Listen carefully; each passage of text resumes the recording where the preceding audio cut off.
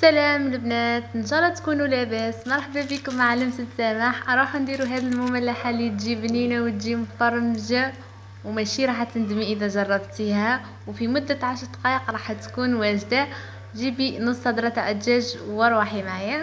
بسم الله. عندي هنايا 3 خبزات من تورتيلا قسمتهم على 2 هكذاك بالتساوي.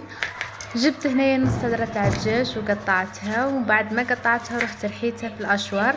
بصح اذا حبيتي انتي تقدري تقطعيها مكعبات صغار كيما حبيتي. وجبت هنايا المقله حطيت لها شويه زيت، ودرت 2 سنة تاع ثوم وحبه بصله صغيره كرفشتها وخليتهم يتغلوا هكا شويه. وضفت هنايا الدجاج اللي كنت حطيته وخليتهم يتغلوا مع بعضهم. حطيت الدجاج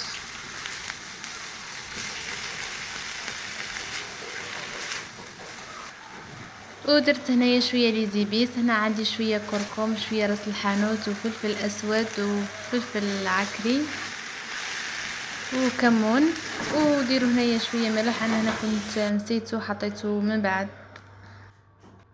وكيما راكم تشوفوا جبت هنا نص خبزه تاع تورتيلا، درت له هنايا شويه بشاميل، وضفت له هنايا شويه بطاطا مقليه، وزدت لها شويه دجاج اللي كنت طيبته وشويه بشاميل، ومن بعدها نديروا شويه فرماج نابولي.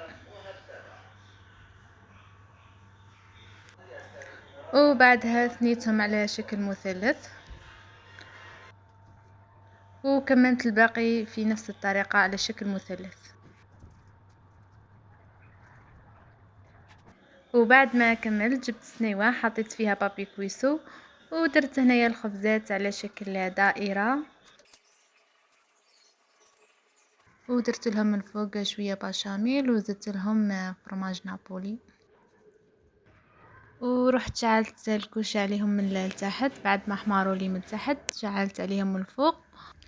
وهذه كانت النتيجة. ان شاء الله تجربوها وتعجبكم وتعطوني رأيكم في التعليقات، وما تنسوش تشتركوا في القناة.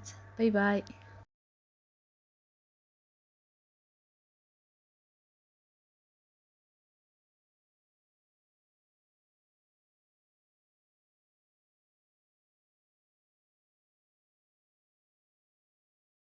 ونزيدو نديرو شوية فرماج نابولي، ونروحو نديروها في الكوشة. هنا كنت شاعل عليها من قبل، نديروها طيب من تحت، وكي طيب من تحت اكيد راح نشعل عليها من الفوق. وهذه كانت النتيجة.